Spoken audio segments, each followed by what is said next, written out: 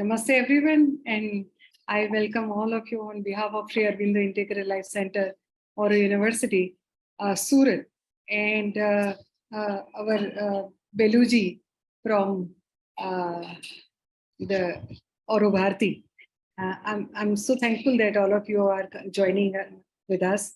And today we have with us Sivasankar Babuji, and he's passionate about the travel, photography, and Indian heritage, and particularly about temple architecture. In the past seven years, he has been learning about Indian heritage, temple art, and architecture, epigraphy, and lipis. He is heritage awareness speaker as a part of Tamil Heritage Trust, Chennai, and several other regional groups working on heritage awareness in Tamil Nadu.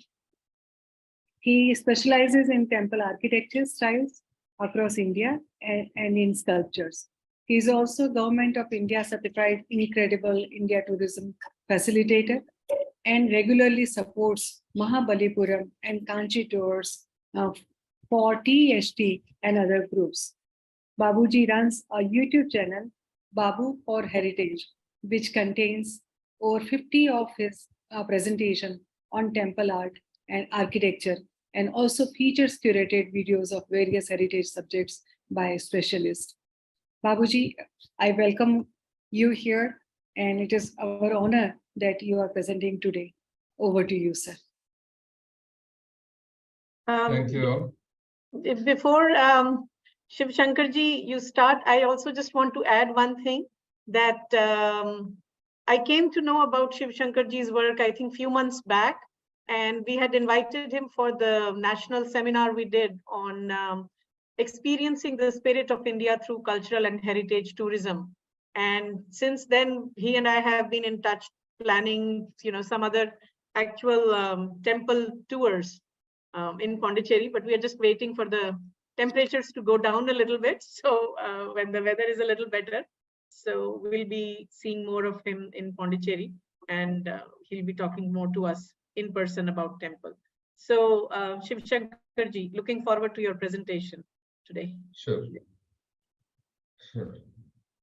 Pranams to Mother Sri Aurobindo, and thanks to the Aurobindo Society and the AURO University in Surat, and thanks to a lot of interesting participants on the weekday at 7 o'clock who join in and listen to this. So thanks for giving us an opportunity to spread the awareness about our rich heritage, and also how our temples have helped us as social media and as a social center.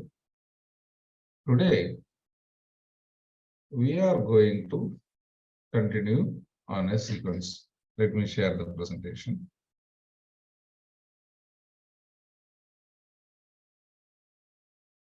Two weeks ago, Dr. Beluji talked about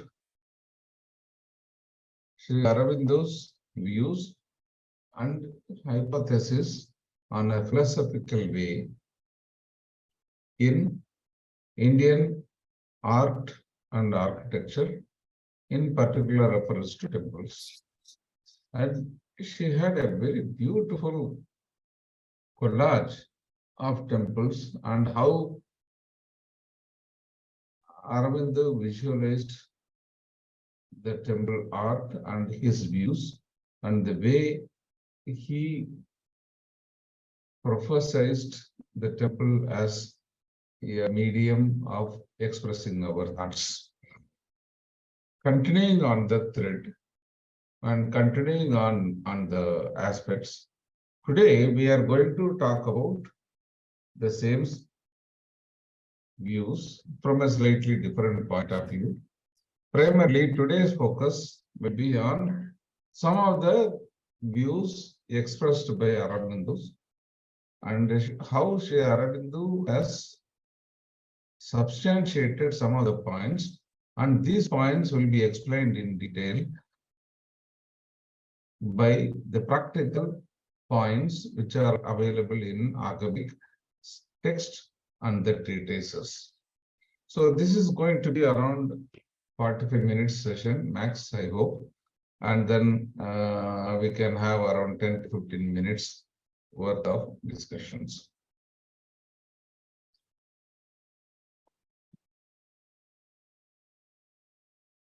Before going into the full story, let me set the context on some of the views and remarks by Sri Aurobindo and why it has led to the points. Let us take a sample case.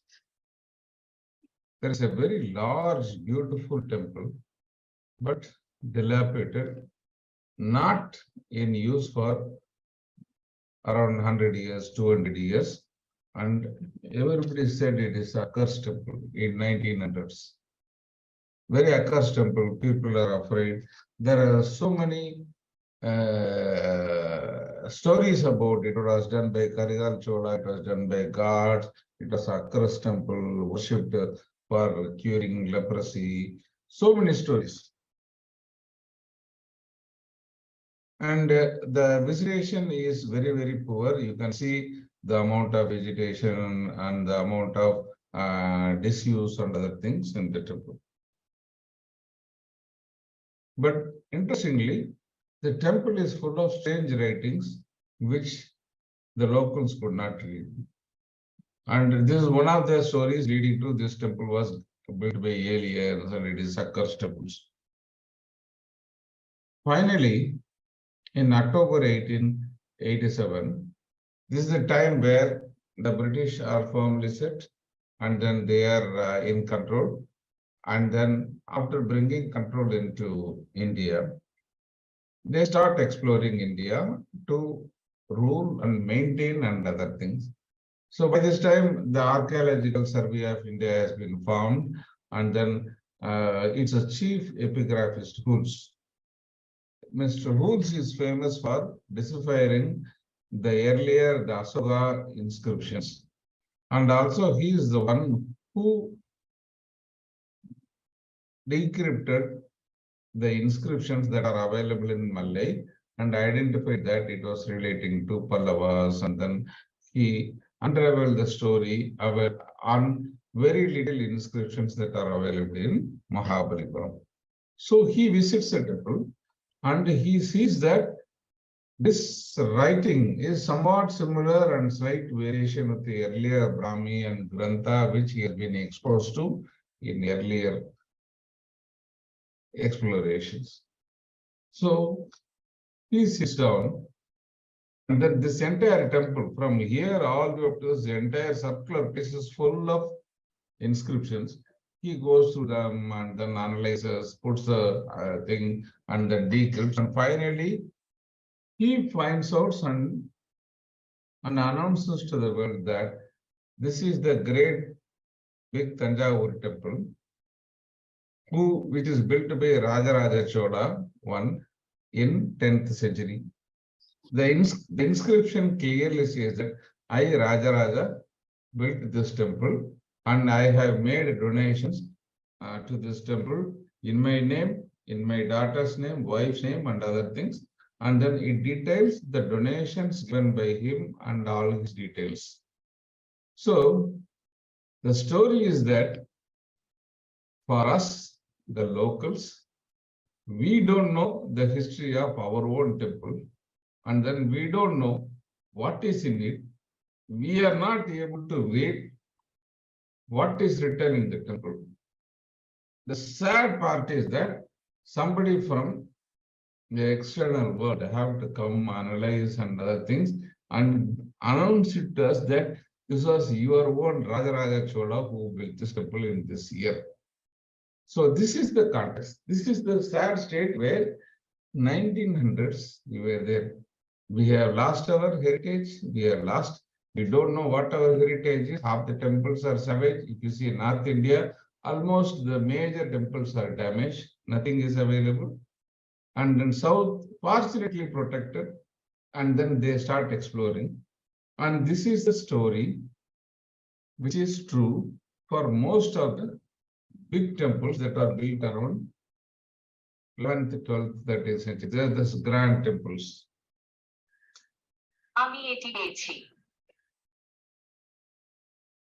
Okay. So after this,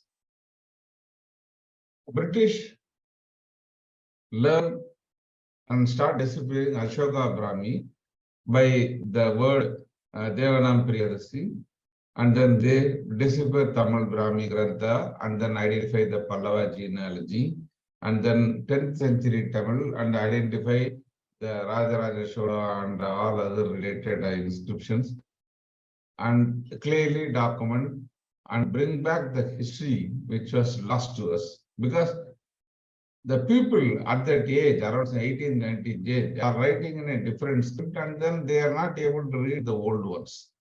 And these are the people, with the help of few locals, they formalize the structure, they build the table, and then they rediscover the history for us. In this process, many temples were explored. And then the other good thing which they have done is, most of the temples, almost the big ones, the architectural drawings, the plans, natural pictures were there. And that is how we know that how our temples looked like in 1800 and 1900 century. So that is a contribution.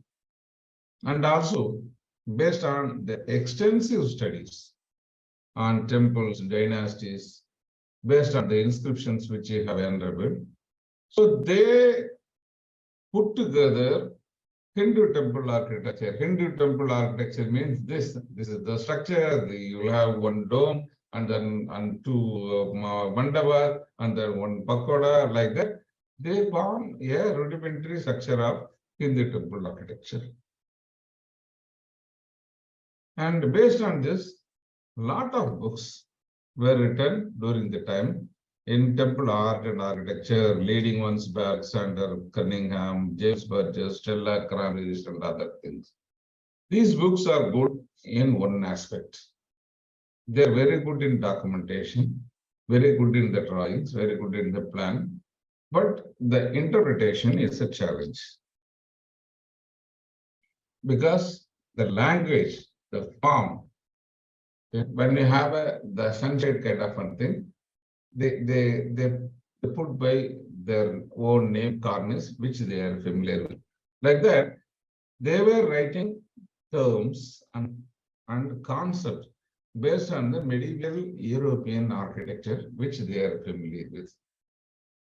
Sadly, this trend also continued, and even the later period, English authors as well as many of the Indian authors also followed this. So almost all the major temple architecture, art architecture books were based on the British, Roman, and Greek architecture related concepts. So this is the challenge. This is one. If you see the context, when we talk about medieval period, this is around 9th to 13th century, 14th century. This is where the building starts becoming bigger in Europe, and we get some real tall churches and other things. One of the 13th century period cathedral in UK, the fourth largest and tallest one, built during the period, is 525 feet, done in stone and mortar. But however, this part, the spire broke in 1545, and this height was reduced to this. So this is the pinnacle of European architecture. When we compare to this, in India, what was happening? In 10th century, Rajaraja Chola built Rajarajeshwaram, which is around 210 feet, but it is only granite, no bonding, no mortar and other thing. It is pure stuck stone, no mortar, no bolt, nothing. And this is still there, handling several earthquakes and lightning strikes. And then only the second tier mandapa, which was built there, and some of the sculptures were damaged in Muslim invasion. Otherwise, it stands large as it is. So now, when people try to explain this temple in terms of terminology which is available in this temple, you can imagine the confusion and the cultural clash. Okay, so these are all diametrically opposite and structured, and without understanding the local logic and local terms and the purpose, the equation is on equivalent terms which are used here. So that is one challenge. And the focus. All this is from the words of Sri Aurobindo, and in his detailed treatise on temple architecture. He says that the Western mind is arrested, attracted by the form, lingers on it and cannot get away with the charm. It loves it for the beauty, and it is where the emotional and intellectual suggestions that arise, and then it confines the soul in the body. So for the Western mind, it is the shapes. It is the shape, size, and other things that is more critical, and its definitions are more on the shapes, not on the ratios. Whereas when it comes to the Indian mind, form doesn't exist except as a creation of the spirit and all its meaning and value from the spirit. Each line, arrangement of mass, color, shape, posture, every physical suggestion like your mudras, however many crowded, is open-ended. All of them go to a symbol or a message or a visualization which is supporting a emotion, idea, or image. So this is a very powerful, sensible reality, which is a reflection of the spirit. And this is the spirit which excited these movements and aesthetic mind and passed them through into significant shape. This is the view expressed by Aurobindo on the Indian mind.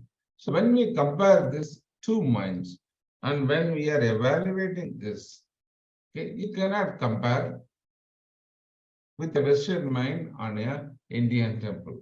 So they say that it is crowded. They say that it is very barbaric. So his view, his position on this is to bring into an artistic look into a temple, Occidental memories or comparison with the Greek pantheon or an Italian church, or even the Gothic cathedrals of medieval France, like the one I showed you, though they have in something nearer to the Indian mentality, is to intrude a fatally foreign and disturbing element or standard in the mind, because the definitions are different. They are focused on the form. But this consciously or subconsciously is what almost every European mind does to a great or less degree. It subjects the work of a vision that's immeasurable to the test of an eye that dwells only on vision. So this is where the controversy comes in. When you are looking at the eye, which focuses on form, whereas here we are looking at a story where every form is a representation of a spirit or an idea, we are in for a clash. The other point which he highlights is that there is no unity and it is a total cluttered collection of massive barbaric sculptures with no space to breathe, and there is no unity. So this is some of the observations which Sri Aurobindo was refuting, saying that the Indian art is something different.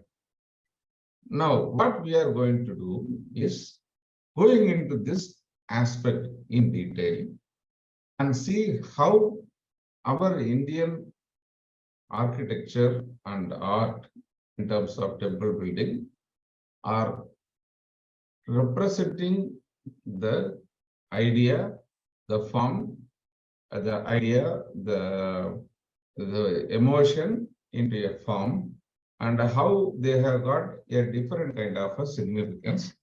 and how this has been there from ages.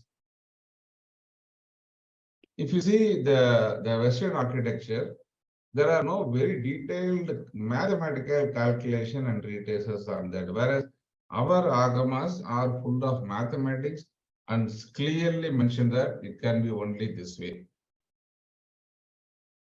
So this is some of the common observations of the early foreign authors. In Indian architecture, there is no unity. There is as much there is no great effort at all. Only skill in execution, crowded and undeleted, large detail. See, they got overwhelmed by the huge gopurams with so many sculptures and imagination. Even we are told by sympathetic judges that there are overloading of ornament and detail, however beautiful or splendid, stands in the way of unity. The attempt to load every rift with ore and absence of calm and unfilled places, no relief to the eye. But this is the observation of an untrained eye.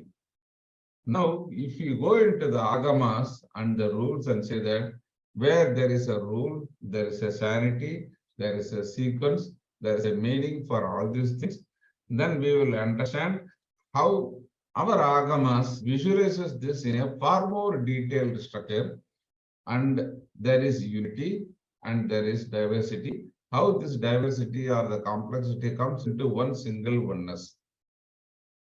So this is what Sri Aurobindo says, since I do not understand how there can be a marvel of construction, whether lights are massive without any unity, but here is not even it seems that a trace of it, or a mighty impressioner without any greatness or nobility whatever, even allowing this to be Titanic and not an Olympian noblesse.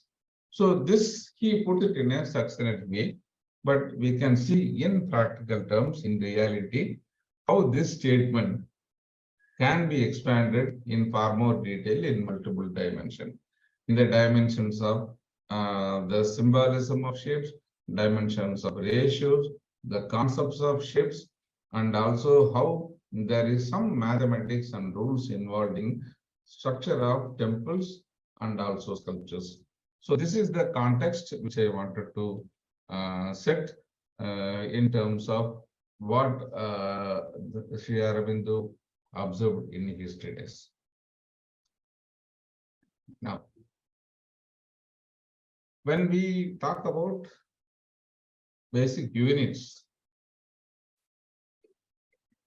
in Indian concept, it is not a temple is not a collection of buildings. It is visualized. A Shiva temple is visualized as a collection of linga. Your Gopuram is a Stula linga, Dwajastamba is a Dwaja linga, like that. Your Muraliga is this one, and the temple top, the Vimana top is called Akanda Lingam in the Garbhagraham. So each is visualized as a linga form by itself. This is one way of spiritual living, which is not there in the Western.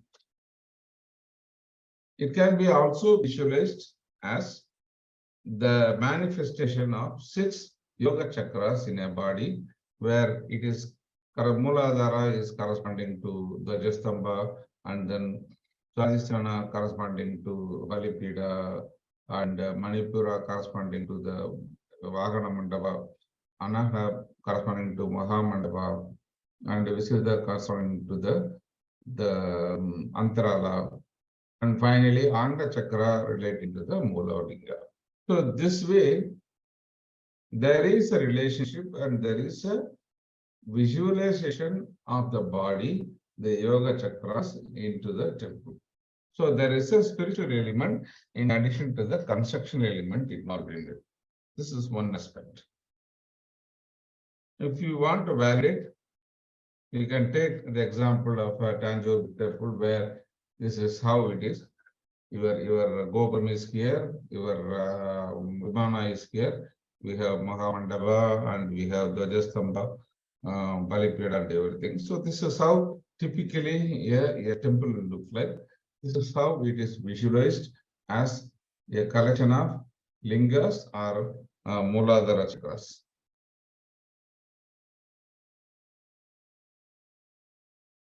When we talk about temples, are temples there in early times? Yes. Were there like temples which were now? No. It has evolved over a period of time. It has changed so many ways in terms of the way it is structured, the materials used, the location, and everything. Earlier, men started with worshipping nature and then gradually expanded into worshipping weapons. Whoever is having the weapon becomes a king, and then the weapon is worshipped in the secluded place in the caves. So the natural caves becomes the worshipping place where there is no constructional activity. They identify a secluded place deep inside, and this is the temple.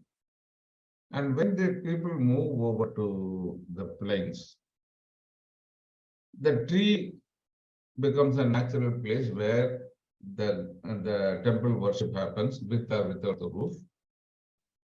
And slowly, as they become living in structured houses made of wood, mud, and mortar, the same thing is replicated for temples also. And gradually, once they familiarize in metals and then cutting technology, they go back to their natural caves and then start modifying into cutting caves, because this has got a better longevity than your wooden mortar brick usage. But everywhere, every time going to a hill and other things becomes a problem. So what they did is they started using the granite or the rock into manageable small bricks kind of a thing and started using constructed granite or rock based temples. This was a major step in construction where we see most of the temples that are built are still available even after 1,000 years. And after this, we have multi-story building, and then the concrete has changed everything. Now it is very easy to do any shape, any curve, any load, everything is possible. So from a native worship, we have come to a flexible usage of concrete. But do we see all this in a real life? No. Because up to wood and mortar, whatever is there has been destroyed. So we don't see any wooden mortar except some old temples like in Mahabalipuram, where this is the 4th century brick and mortar remains of a temple. Whereas here, this is the modern day concrete temple in Vellore, the wooden painted temple. So the temples which we receive are mostly in the form of cutting caves and monoliths. All are stone temples. But these stone temples reflect a structure, a rule, a form, a ideology, which reflects the old temples which were built in wood, mortar, and brick 300 years earlier. So basically, they are mirror copies of wood temples and mud temples. So we can clearly say that even by 1st century, 2nd century of the Christian era, we have certain rules and norms and then some stipulations. How it is so? This is due to some amount of rules and stipulations which were provided in various treatises. These are Agamas, where they say that for structure of building and structure of temple, structure of houses, there were certain rules which are prescribed. But do we get these books now? No. Primarily, the challenge is till 600, 700 CE, these were in the form of stanzas of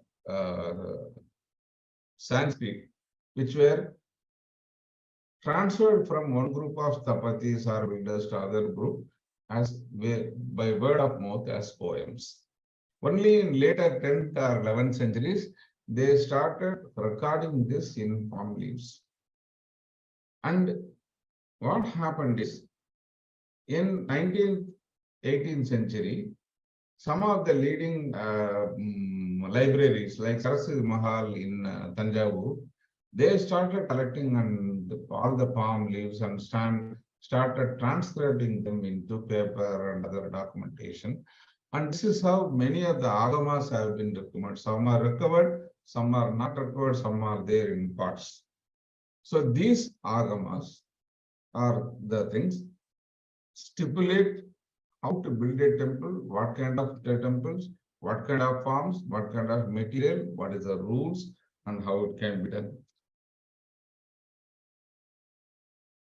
So when we talk about this embodiment of knowledge, this is in multiple segments. One I talked about is Agamas, which is primarily, there are two major Agamas which come about this in detail.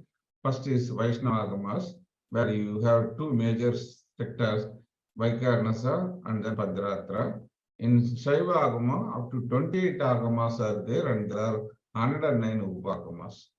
And for Sakta, 64 Agamas are there. So this is one set of body of knowledge which talks about temple building. This is about Vastu Shastra and Devalaya Shastra. And there are certain rules where there are Agamas where they talk about Vastu Vidya and Manushali Chandrika. Primarily, they talk about construction of temples and construction of houses. There are certain Agamas which talks about what needs to be there. Vastu means what needs to be there in various directions and how to structure. Okay. And then Devalaya construction is a next segment. One is the base, how to build the base using Vastu, what needs to be there in what direction, that's the Vastu. And then whether you build it for Devalaya or for Manushalaya, the rules will be different. So there are certain Agamas which talk about Pratima Lakshana, like sculpture, Saraswati Chitrakarma, Brahmi Chitrakarma, Sakladhikara. So all this put together, we derive the architecture definitions. So when we talk about these Agamas, the earlier Agamas, Purva Kamik Agama was there. Some of the things were reflected in Mayamatam and then Kashyapam, Masaram, and Vishwakarmiyam, like that. Over the period, new Agamas started developing, which are refinements of the earlier one with more features, more refinements, more variations added. So this is the big picture on how much of documentation is there, rules is there for building of temples and sculptures. When you talk about the shapes, when we talk about Agamas, this also has got some concepts. When we talk about concepts, there is a concept of Dravida. So first one we'll talk about Nagara. When we talk about Nagara, the Nagara in different connotation, different context means different things. Okay, it may mean north in direction, in shape, square, or when we talk about Nagara shape, it is square or rectangle with 4 corners, and it reflects Brahma. In Guna, it gives Satvika Guna, and it gives action of Shrishi. And then this is for Saumya or calm gods. The next set of shapes is the Dravida shape. Okay, when I say Dravida, it doesn't mean the political group, which is in political aspect. Okay, this as a direction means south, and it reflects the 2 shapes, hexagon, octagon, and further multigons. It reflects Murti, Vishnu, and then it Rajasa Guna, and then Sthiti, stability, and Ukradevas for aggressive ones. So these are aggressive shapes, it's all common shapes. And the next thing is the Vesara shape, which is attributed to Shiva. All the edges one or the curved ones are Vesara shapes. Shiva, Tamasa, Samhara or Samhara Devata. So we can call a temple a Vesara temple, or a Shikara alone a Vesara Shikara, or it is a Vesara Desa temple. Vesara Desa temple means Middle India temple. Like that, depending on the context, you derive on this. Okay, so this is the context given to the shape and the logic behind the shape.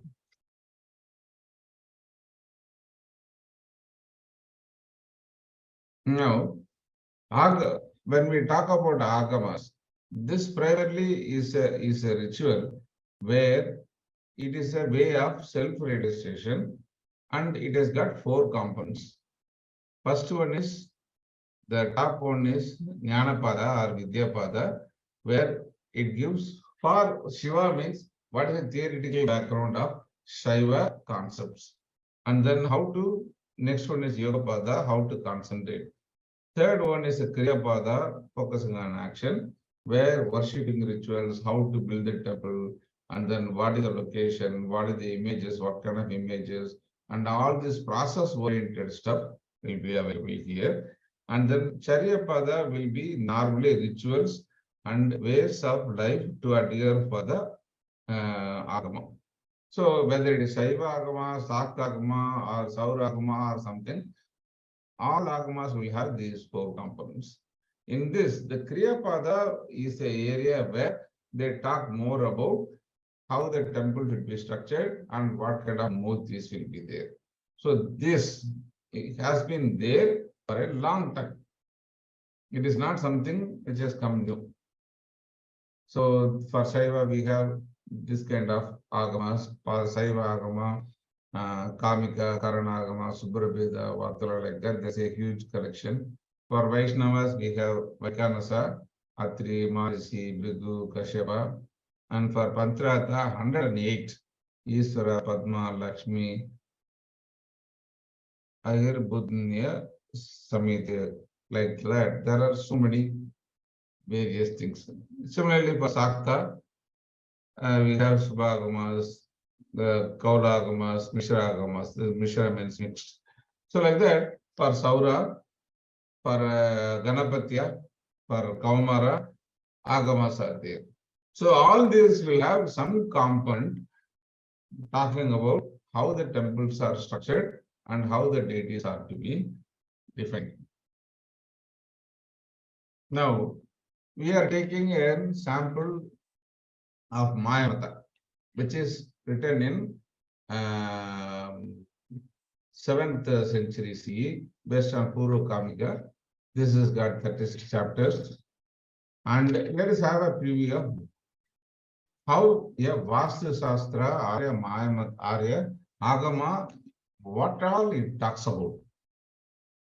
It talks about how dwelling sites need to be selected for a temple, okay, and how we need to check the site, whether it is a good site or a bad site, and then dig a hole, wait for 1 day whether water seeps in, and then after some time put back the sand, and if it fills up below that, then it is a better site, and if it overflows, then it is not a good site. Like that, there are a lot of rules which talks about how to select a site, and then how do you clean up the site, and then measurements, how you take a measurement, and then how to write a base plan chakra. Then the Sankusthapana is a very important step. You see, in many temples in south or even in north, on a particular special day, the sun in the early morning falls on the linga of feet. Okay, how it is done? It is alignment for a particular day, for a particular sun movement, so that there is no obstruction and it falls cleanly on the entire stretch. For that, we need to know clearly the exact north point in a particular location. How they do it in olden days without compass is the way of Sankusthapana. They put a stick, they measure the shadow, for Uttarayana to Dakshayana for 1 month. And then they identify what is the central spot and identify true east and true north. So this is how we do. And then you, by mandalas, you prepare the base plan of the grid where the temple is going to sit down. And after that, it talks about offerings and how to plan villages and towns and where each component of the village need to be there. So it is the Vastu side of the design.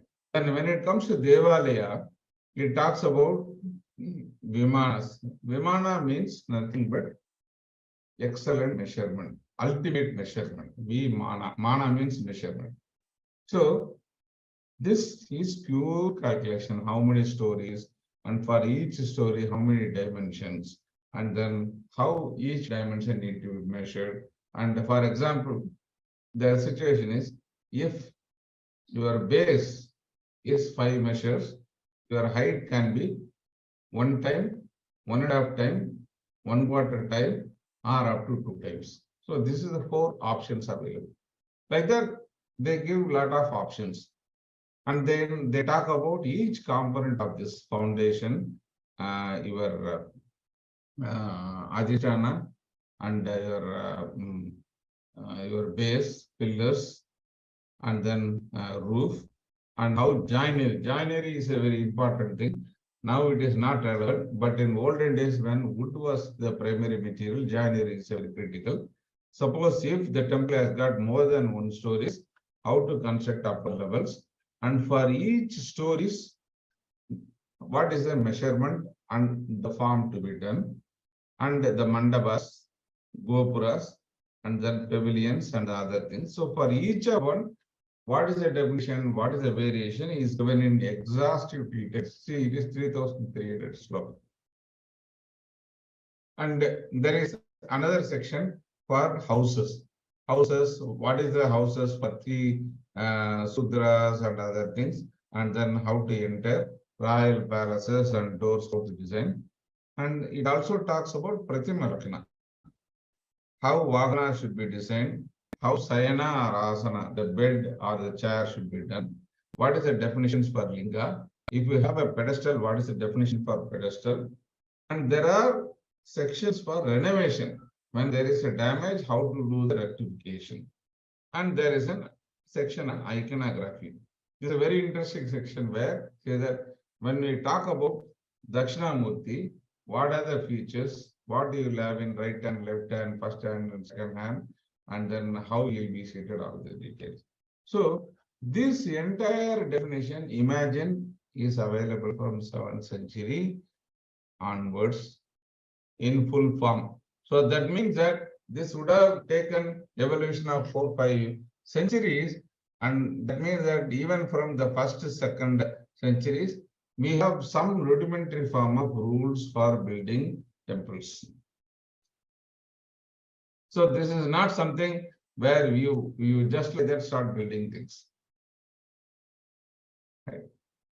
Earlier we talked about shapes. Okay, square, rectangle, and this one. So this is this shape. This is the Nagara shape, right? Square, and this is related to Brahma, and this is octagon related to Vishnu, and this is circle related to Vesara or Rudrapaga. If you look at Shivalinga, this is the unification of all this. This is where the unification comes, where all the 3 character shapes together. If you see the Shivalinga, it has got 2 parts. One, the rod and the base. The rod, 1/3 will be inside the buried inside, which will be of square shape, and the one which is covered by the pedestal is of octagon shape, and what we see as Bana is the Rudrapaga. So this is the unification of Shiva, Vishnu, Rudra, and with Shakti as the pedestal. This concept of unification of shapes and God and power is consistently deployed in almost all over the place in the temple. You see a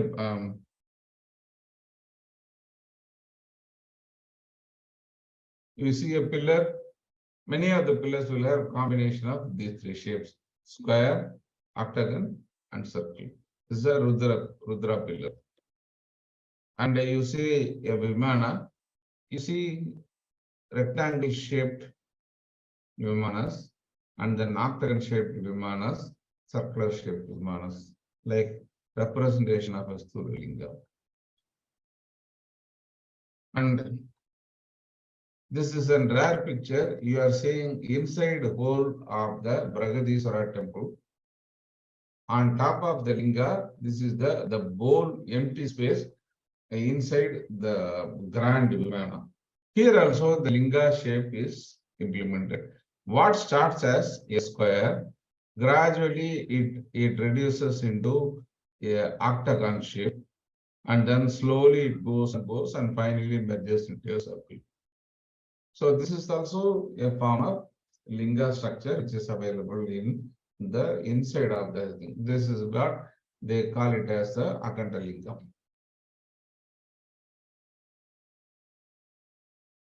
Now, we saw the thing. When you look at ground plan also, these are the ground plans normally used for any temple. Square, rectangle, hexagon, octagon, or apsidal temple. This is what we call as Gajaprishta, or either with the racetrack type of temples, and ellipse or circle. Okay. Again, this forms to the three types of shapes. This is Nagara shape, it is Dravida shape, and this is Vesara shape. And again, it is aligned to the power of the temple, the deity who is going to be in the temple, and all this energy is aligned with the shapes and the options.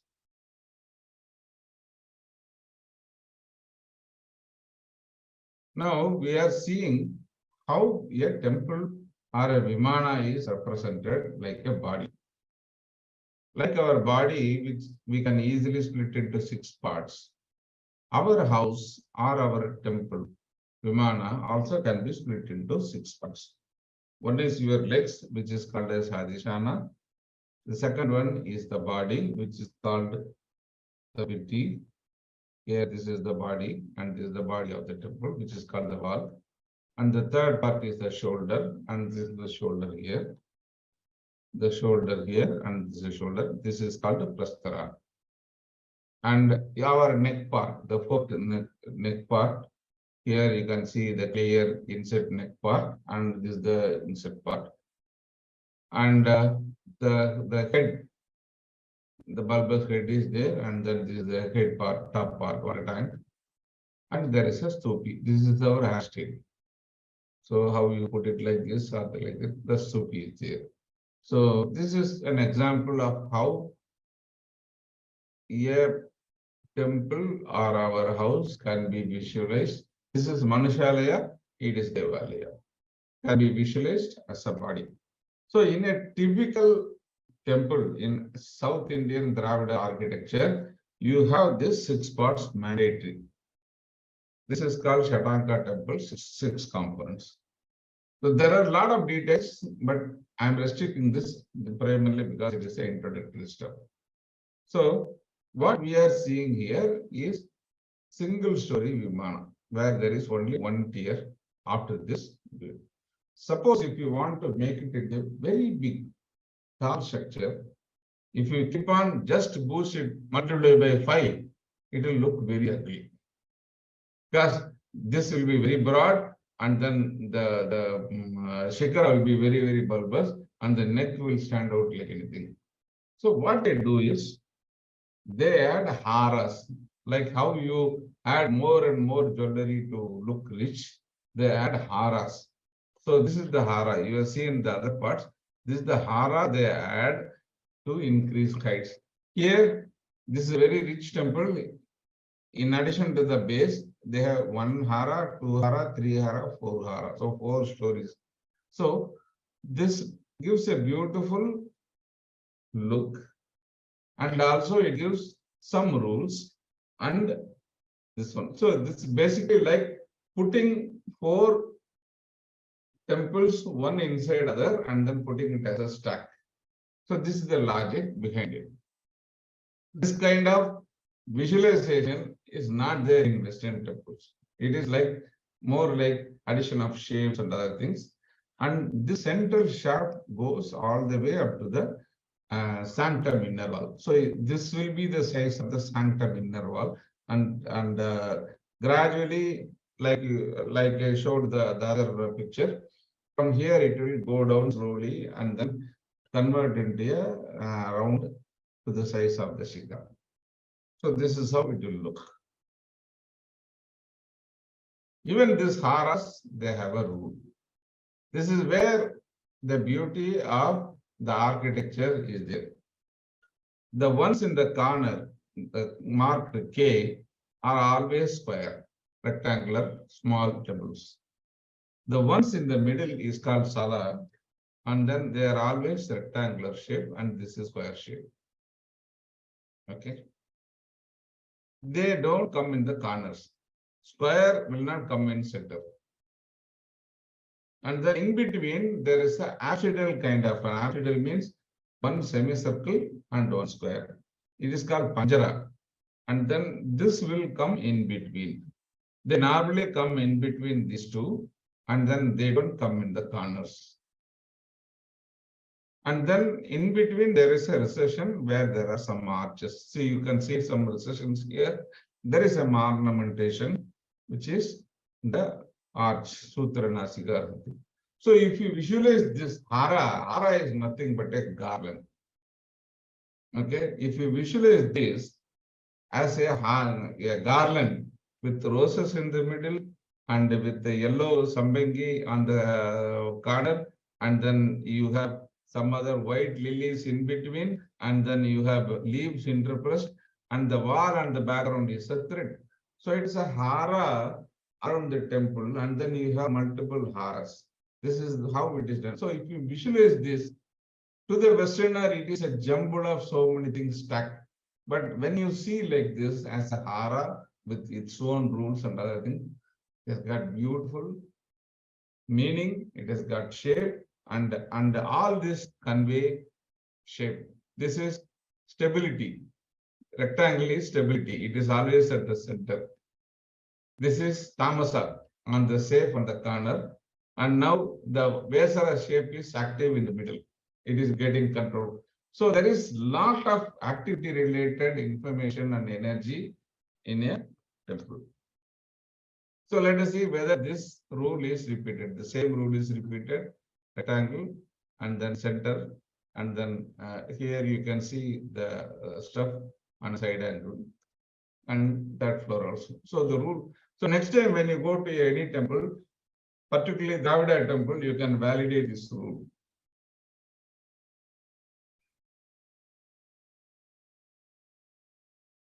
Right.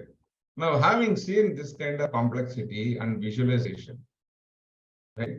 Now you know that temple is not a building where there is a huge ornamentation. Another variation here from the Western concept is that whereas in Western concept, the religious places are typically places of worship. Whereas here, it is a place of living where the God actually lives. So from morning, waking up, breakfast, coffee, up to the night dinner, and then midnight movie, everything is there for the God in process. Everything is there.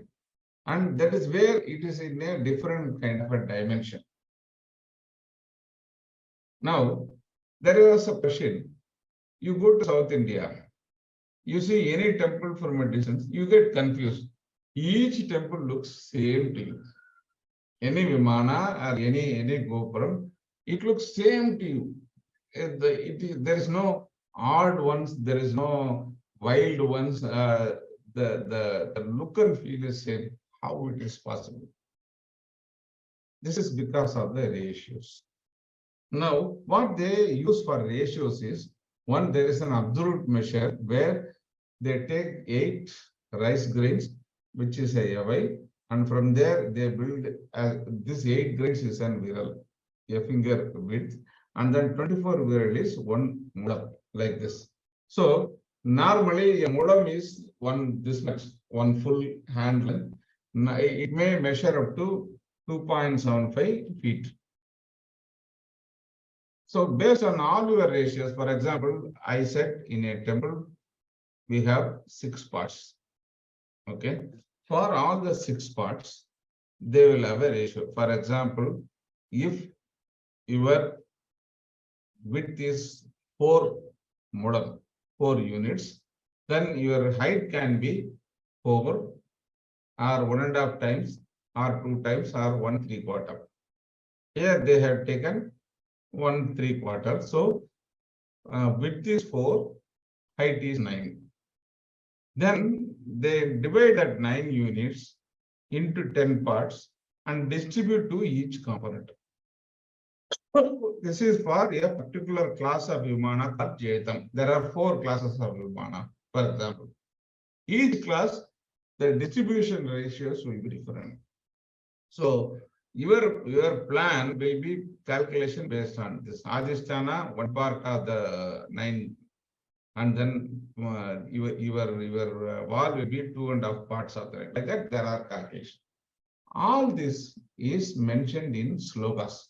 Each sloka will talk about this is the component, this is the ratio. Because there are any number of slokas for each component. Now, this is for a big temple. Coming to the next level, when we take about Adhisthana, there is a Padma Bandha Adhisthana, there is 1 part. So whatever is attributed, this 1 unit is divided by 25 parts and distributed to the individual components. So this much detail they have given in components. For example, this is the components of the Adhisthana or the base. Even for that, there are given calculations. So when your width of the sanctum is 20 meters, your entire, from this 1 measure, your entire calculation can be built for the entire temple. So the ratios are fixed. This is the reason why wherever you go, from wherever you see, whatever big is, whatever small temple, they look alike because the ratios are same. This is what the Agamas are mentioning. There are slight variations, options given, but the look and feel is same. This is the reason for that. You go for a Jain temple, you go for a roadside temple, the ratio is same. This is the reason. From when you go to multi-tier temples, for each tier there are ratios like this, and then the calculation becomes complex. Now we are coming to the last part, another 5 minutes, 10 minutes. Iconography. The next part is that we have going to temples, we see a lot of sculptures. Shiva, sitting posture, Dakshinamurti, standing Vishnu, or Brahma. They all look alike in whatever temple you go with minor variations. Okay, there are no odd things. Again, this is defined with Agamas and then defined in various things with energy. When we talk about iconography, we can have so many parameters. What material used, what kind of form used, standing, sitting, or the dimensions, what kind of thickness measurement, and then whether they are standing, sitting, slanting, or what kind of signals they give, and what kind of embellishments they have, headgears, weapons, circum. So all this is mentioned in Agamas, like I mentioned earlier, in various components. So if you see the sources for these Agamas, as usual, we have Vastu Shastras, Shilpa Shastras, Agamas, which you have seen. In addition, because of Shilpas, we have various gods. Various gods are defined in different ways in Puranas. So when we talk about Puranas, we have a huge list of Puranas from 350 to 750. The first set of Puranas for Shiva, Brahma, Kurma Purana, Matsya Purana, and other things. and then Markandeya Purana, Varaha Purana, like that. And then second set in the medieval period, Bhavishya Purana, Devi Linga Purana, Shiva Purana, Bhagavata Garuda Purana, like that. Brahma, Surya, Agni. There are multiple, and then the later Puranas refined, added more variations, more things, and like Saura Purana and other things. So these Puranas talk about the various avatars, shapes, and what each god, shape, and other things will look like. Now, coming to iconometry, in Agamas, they mention ratios for this also. Here, this is a base measurement. How they take is, they take the face length as one base. 1/12 of the face is one finger. This is a relative measure. So that in this ratio, when you have a 8 tala sculpture and 10 tala sculpture, the shape will be lean or fat. So like this, the Puranas mention and the Agamas mention measurements for each of this. The mana, pramana, width, thickness, and the perimeter in the particular upamana, inner capacity, lambamana, what is the ultimate vertical height. All this for a particular deity is given in slokas. So that is the reason why, whether you have a small murti or you have a large murti or a gigantic one, like the one in Tirupati or something, they look alike because the ratios are same. And again, for various types of gods, the length or width is different. For example, Dasatala means you take 10 ratios and split up into the chest, body, head, and other things. This is a Dasatala. So it's a very, very tall and lean figure, usually meant for the senior gods. The wives are normally slightly lower. They are in Navatala. If you have two statues of 1 meter, the Shiva statue will be slightly leaner, and Parvati statue will be slightly lower and fatter. But that is the difference. And then kings are given in Ashtatala, Saptatala human, and then Shattala, Vamana, and others. Ganapati, very short and fat, so he gets only 5 ratios. So your ratio for this, and you can see the width here, the width and height comparison. So naturally, Ganapati always consistently looks in the same way in whatever structures we have. Similarly, Ganas are 4 talas. So with this ratio and by application of this tala measurement, it is a relative measure. If you want to get a 10-meter statue, 1 into 10, and then the same look and feel statue will be there. So this is how Indian sculptures have the consistency and the correct iconography, which are mentioned by Agamas from age-old things. So this comes from the shape and also the measurements. In Kamika Agama and other Agama, they say when a temple is done with perfect measurements, the god automatically comes and resides there. That is the ultimate sloka. So here it is a mathematical extreme, not something which you can see in Western world. Only when you understand this complexity, you will start appreciating the hugeness, oneness at the same time. What is the measurement? Only this measurement. But from this, the entire temple is planned. Similarly, for a temple, the base of measurement is only 1 pole. Every other measurement can be derived from that. So it looks for uniformity, it gives consistency, it has got unity in terms of diversity. For example, one base can have multiple ratios. There is slight variation but consistency is always there. So this is how a temple agama is done.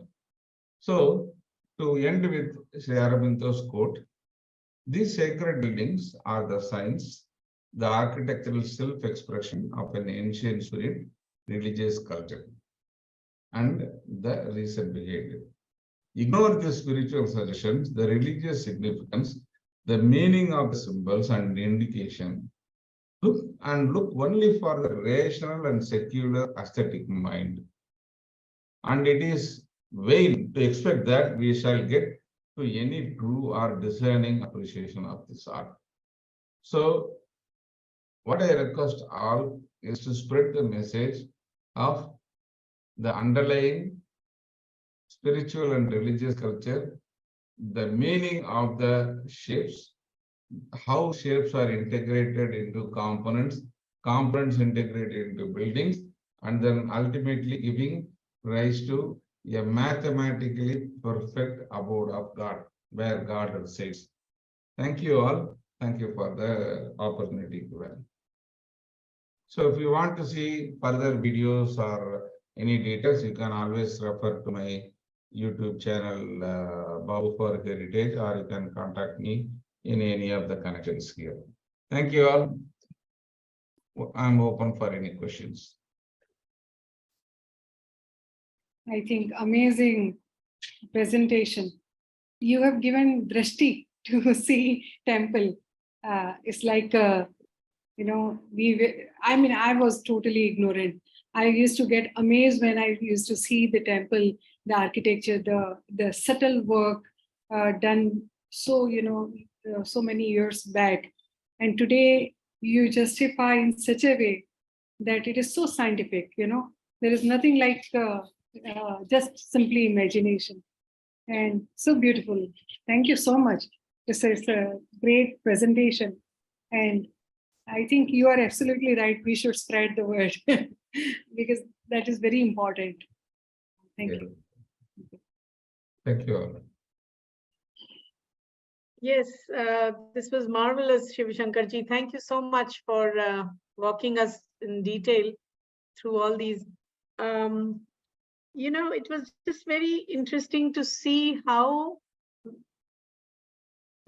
you started off saying how temple is about, like a Purusha and the whole chakras, the yogic significance behind, the spiritual significance behind a temple architecture. And then at the same time, we have such precise calculations, precise mathematics. So such a beautiful blend of the subtle and the more outer, the mathematics, the engineering marvel that these temples are, and yet so aesthetically sublime.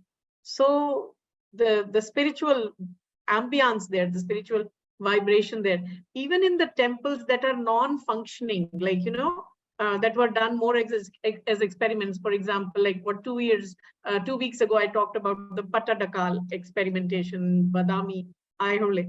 Even there, you still find that same calming vibration. So it's just so amazing because everything was done with that intention of making it a precise abode, perfect abode for the divine, as you said at the end. So it was just very nice.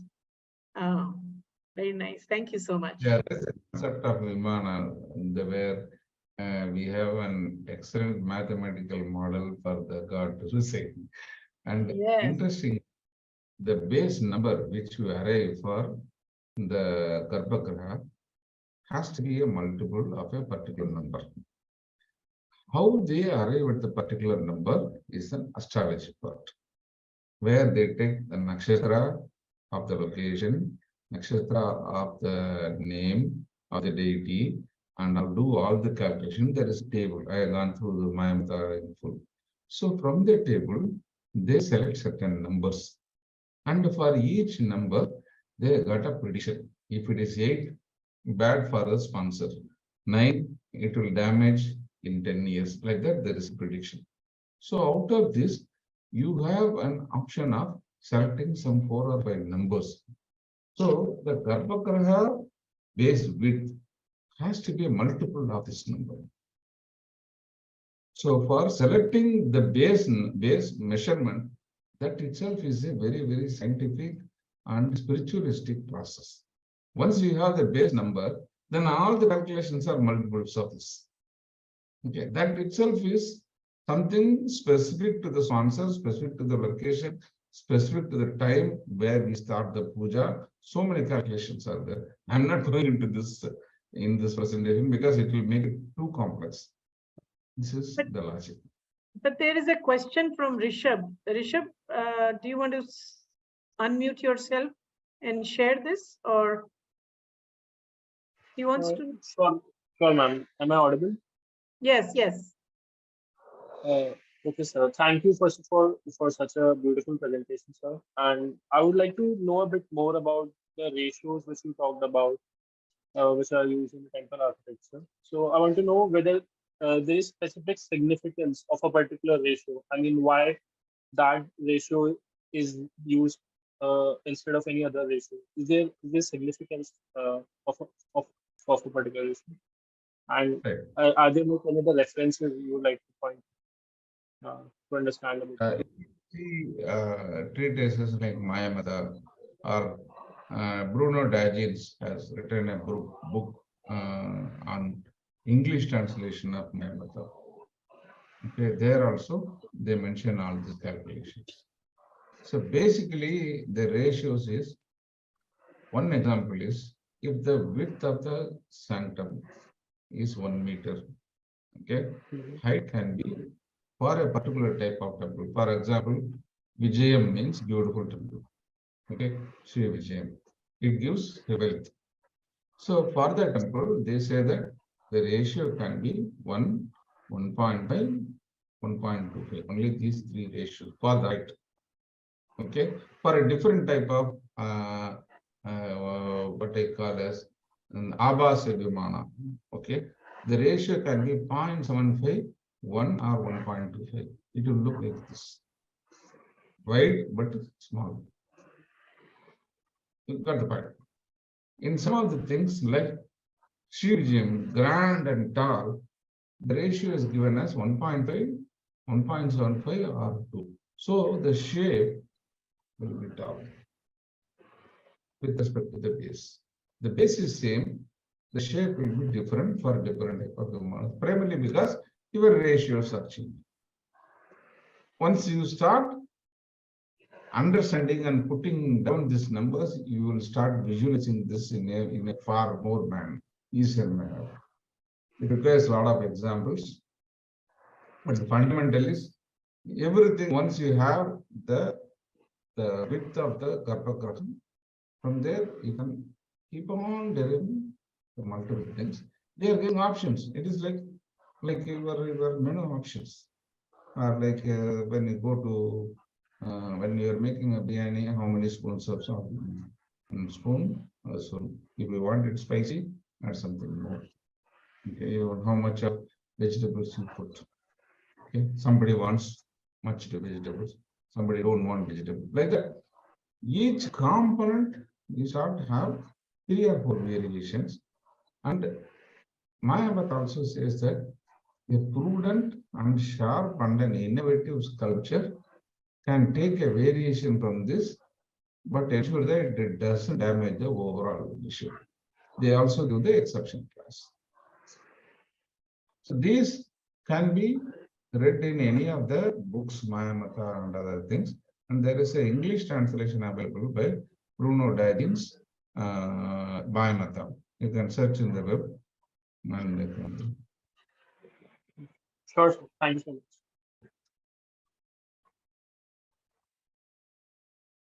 Yeah, I have 1 or 2 other comments or questions, but I also am seeing the time.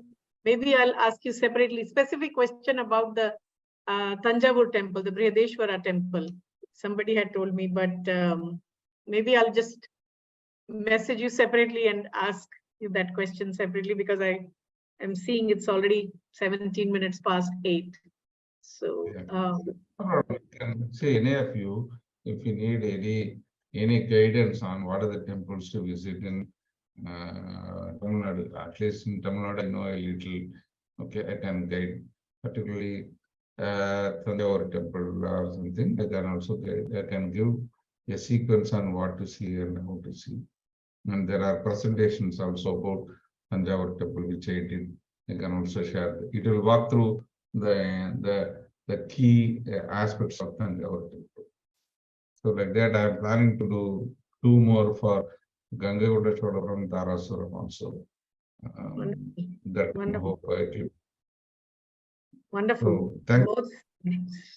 Maybe I think if possible, I don't know, because I'm more interested in knowing about my matam. I've heard a lot about it because that is the reference point whenever, there is a discussion of, architecture or temple architecture. Somebody told me a very beautiful story that somebody wanted to build the house earlier. There is a reference in my matam, whether, I'm not sure. Yeah. Exactly. They said that they do puja and even they ask insect that now you go to you find other house because I want to establish, I want to make my house over here. So such a beautiful text we have, but we are not so much familiar. Our education system has not given the chance to to read that. So maybe if you can come again and if you can shed some light by using that text. Sure, we can do that. We can do some more details on Mata or something. And general temple components. I usually take 7-day course on South Indian temple architecture. If your university is interested, I can also do this for you as a very good initiative. Sure. That will be a good opportunity for handling. This is off-campus training, and or it can be in-campus training also, depending on how you structure it. We are already doing some amount of program with Amrita University and some of the other universities. We can do that. Right. Sure, certain. Thank you so much. Thank you so much, Sivasankar ji, again, and thank you to all who have joined. And we will be in touch soon. So we'll meet next week. Kiran ji, I'll maybe get in touch with you in a couple of days. Plan for next. Yes. Thank you so much. Have a good evening, everyone. Thank you.